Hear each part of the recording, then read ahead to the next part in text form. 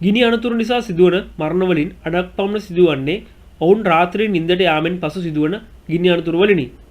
ගින්නකදී පිටවන දුමට සංවේදී සංවේදක මගින් අනතුරු ඇඟවීමේ පද්ධති ක්‍රියාත්මක කරවන අතර එය බොහෝමයක් ජීවිත බේරීමට හේතු වී ඇත.